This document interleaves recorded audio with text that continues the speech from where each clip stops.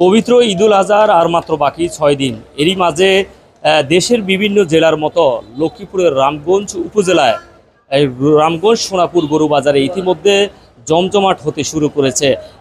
দেশের বিভিন্ন অঞ্চল থেকে ইতিমধ্যে ব্যাপারীরা বিভিন্ন জাতের গরু নিয়ে এসেছেন। আমরা বাজার ঘুরে যতটুকু দেখেছি বিভিন্ন সাইওয়াল জাতের গরু, ষাঁড় গরু এবং মহিষ এবং ইন্ডিয়ান গরু এখানে রয়েছে। তবে বিক্রেতাদের সঙ্গে আমরা কথা বলেছি, সকাল থেকে তেমন একটি কিন্তু গরু বিক্রি হয়নি।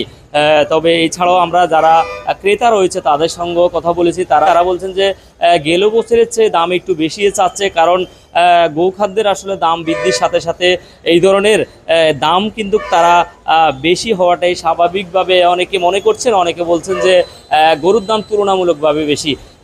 আমরা এই মুহূর্তে আপনাদেরকে রামগঞ্জ বাজারে ক্রেতা এবং বিক্রেতাদের মতামতগুলো জানানোর চেষ্টা করব। তো গরু কেনার জন্য আসছেন, কেমন চাচ্ছে দাম?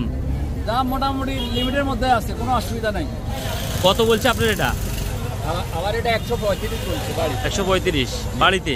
বাজারে কত বলছে? এই বাড়িতে একই সিস্টেম, একই রকম। বাজারও 135 বলছে। কত মন হইবে আনুমানিক এটা?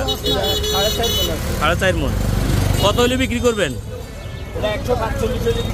145। দাম বেশি, গরুর দাম চড়া। আগে গতবার কাটতো, এবার গরুর দাম বেশি। এমনি বেচা বিক্রি কিরকম আছে? বেচা বিক্রি আছে মোটামুটি ভালো। এখন 12টা বাজে, 5-6টা গরু। আপনি কয়টা গরু আনছেন? আমি 33টা গরু আনছি। 6টা বিক্রি করছেন? আমরা রাজবাড়ী, ফরিদপুর বিভাগ, রাজবাড়ী জেলা থেকে আনছি। কয়টা গরু আনছেন আপনি? গরু আনছি 47টা। কয়টা বিক্রি করছেন এই পর্যন্ত? 2টা। দরদাম কেমন আসলে বলছে ক্রেতারা, আর আপনারা কেমন চাচ্ছেন? আসলে কেনা বেচা খুব কম, এখনো কেনা বেচা তেমন শুরু হয় নাই।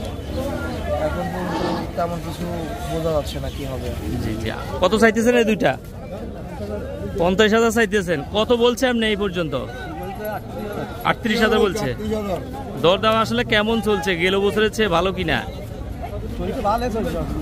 ভালোই চলছে। কত চাইতেছো? 30,000।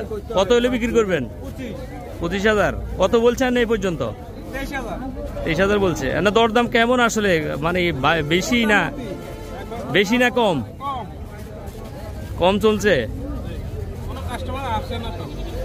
তবে লক্ষ্মীপুরের রামগঞ্জ বাজারের প্রতি সপ্তাহের বৃহস্পতি এবং রবিবারে এই গরু বাজার এখানে বসে।